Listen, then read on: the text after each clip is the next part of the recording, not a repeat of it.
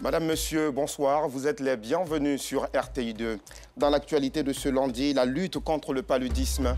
La maladie a fait 630 000 morts en 2020 sur le continent africain. La lutte semble d'ailleurs s'étouffer au regard de l'insuffisance des instruments.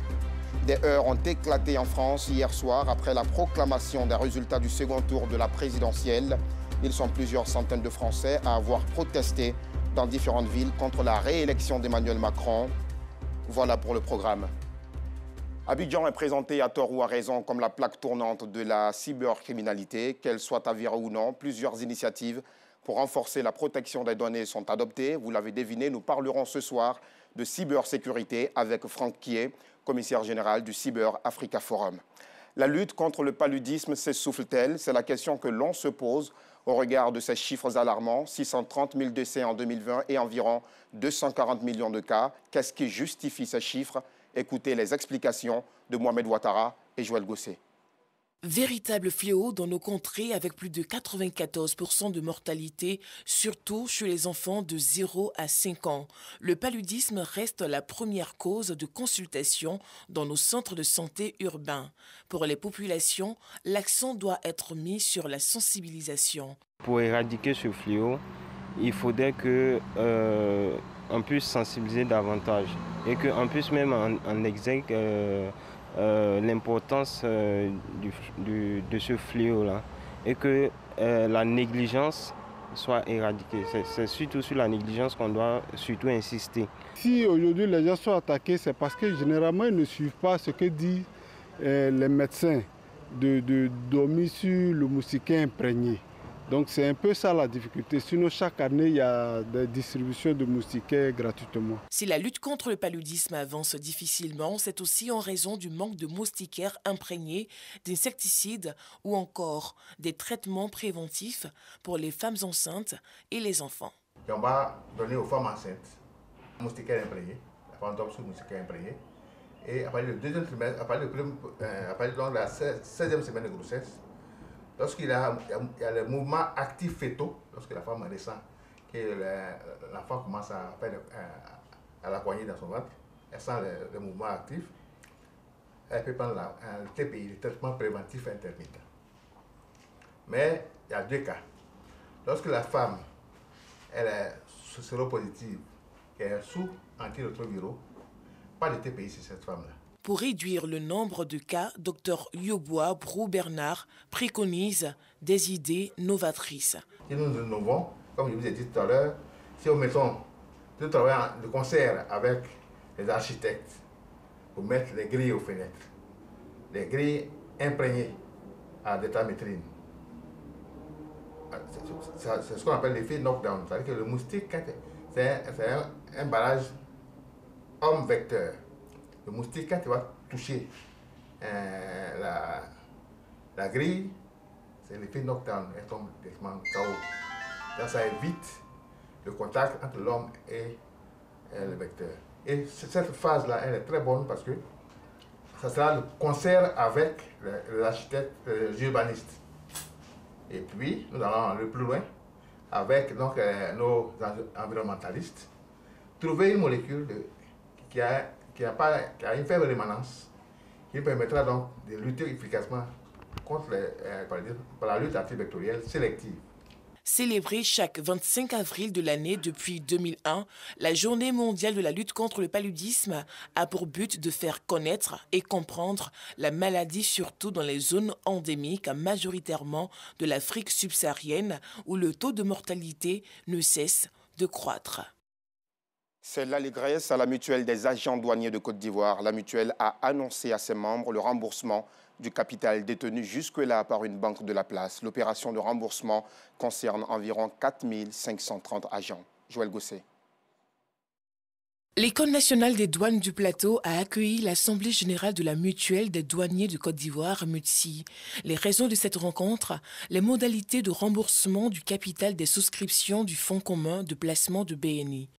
Après plusieurs années de bataille judiciaire, la mutuelle des douaniers remporte le procès. On ne s'y attendait pas et la MUTSI a fait un énorme travail pour nous. À la suite de ce remboursement que nous venons d'obtenir, il y a véritablement de l'espoir.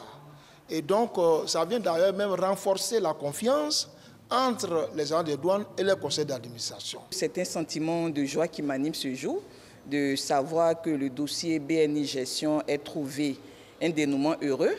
C'est un dossier qui a fait couler en son temps beaucoup d'encre et de salive.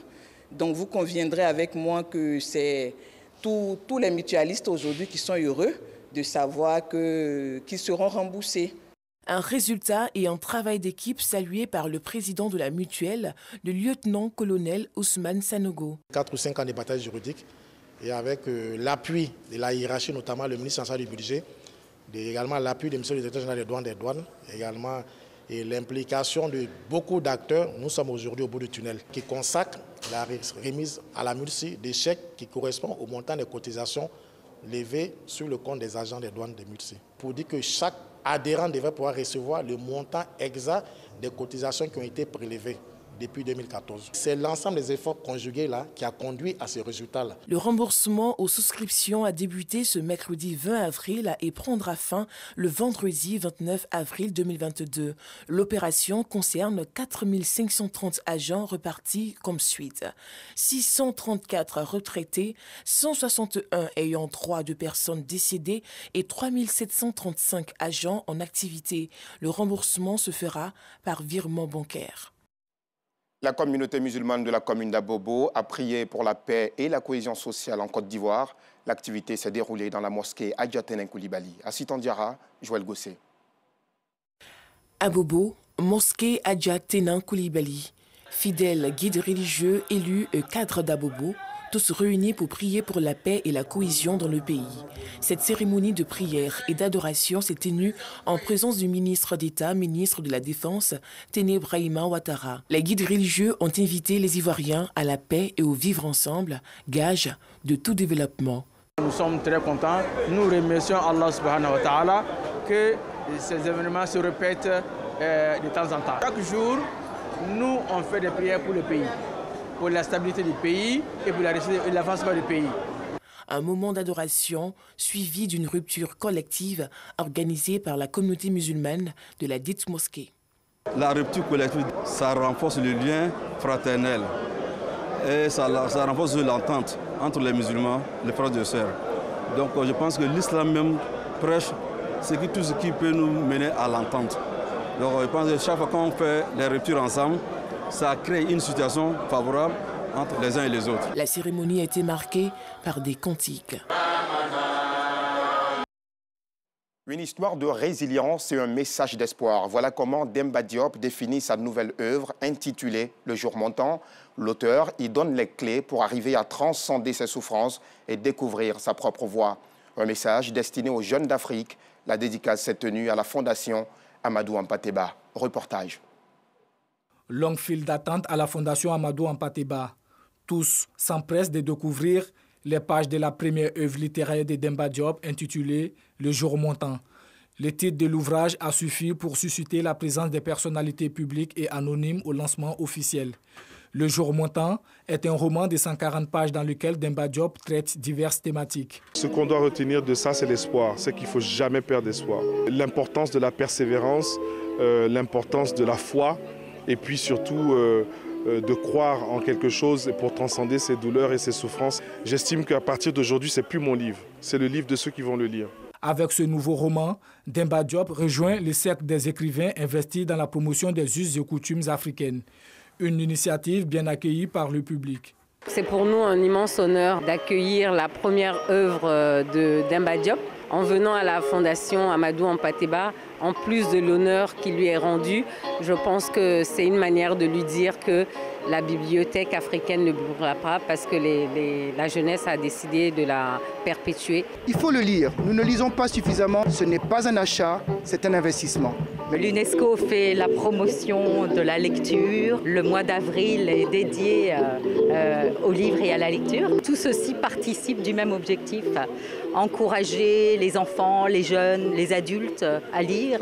Le jour montant fera probablement partie de la collection des œuvres qui seront à l'honneur à la 12e édition du Salon international du livre d'Abidjan, SILA, prévu du 18 au 22 mai 2022.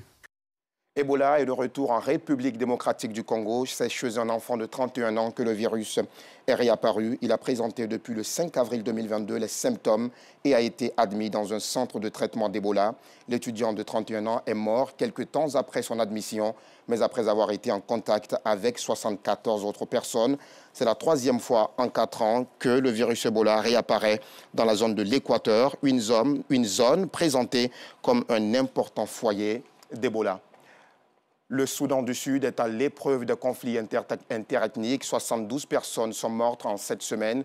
Certains ont été décapités et d'autres brûlés vifs. Les faits se sont déroulés dans l'État sud-soudanais de l'Unité où les violences se sont intensifiées ces dernières semaines. Selon la mission de l'ONU au Soudan, ces affrontements ont aussi inclus des violences sexuelles. Dans un communiqué, cette mission condamne fermement les violences sexuelles généralisées, les meurtres, dont les décapitations, le fait de brûler vifs des civils et les attaques contre les humanitaires. Ils étaient 500 dans la ville de Nantes, 250 à Rennes et Marseille, plus de 200 à Caen et une centaine à Paris, place de la République.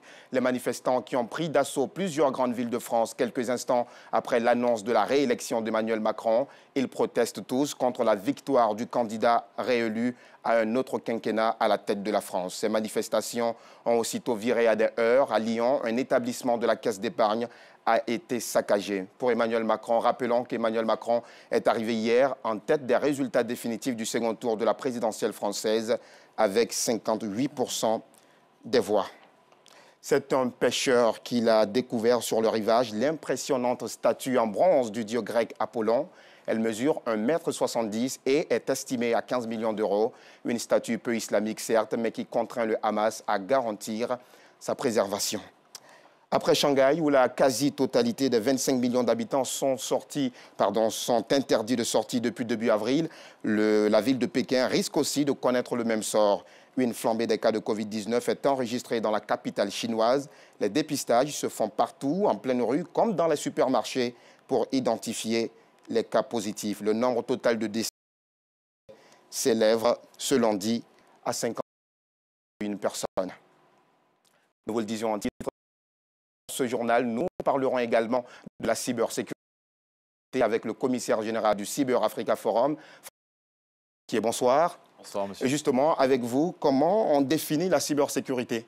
Alors, la cybersécurité, c'est l'ensemble de tous les moyens qui permettent de protéger des données au sein d'une infrastructure numérique. Alors également, nous savons que Abidjan est présenté à tort ou à raison, je le disais, comme la plaque tournante de la cybercriminalité. Cette assertion est-elle avérée?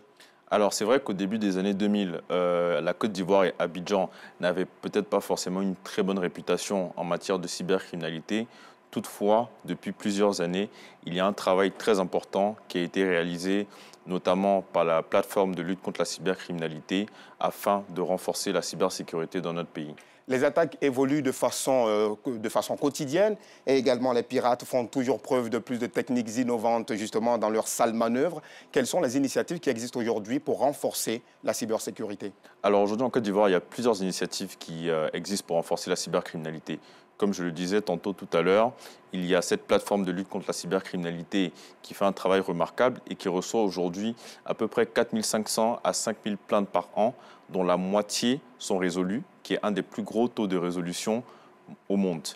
Ensuite, il y a un cadre juridique et légal qui existe pour lutter contre la cybercriminalité, mais aussi pour renforcer la protection des données. Parallèlement à cela, le gouvernement ivoirien a annoncé en décembre dernier la mise à disposition de 18 milliards de francs CFA sur la période 2021-2025 afin de renforcer la cybersécurité. Il y a aussi l'adoption de la stratégie nationale de cybersécurité qui a été adoptée en Conseil des ministres en décembre dernier et a été annoncée également la création d'un Conseil national de cybersécurité sous l'autorité de son Excellence, Monsieur le Premier ministre, et d'une autorité nationale de cybersécurité. Très bien. Merci beaucoup d'être passé par le 19h30 de RTI2 pour parler justement de cette importante question qu'est donc la cybersécurité. Merci aussi à vous de nous avoir suivis tout naturellement à Mossou et Dadiekro. L'information revient demain à 12h30 sur RTI2. Bonne soirée.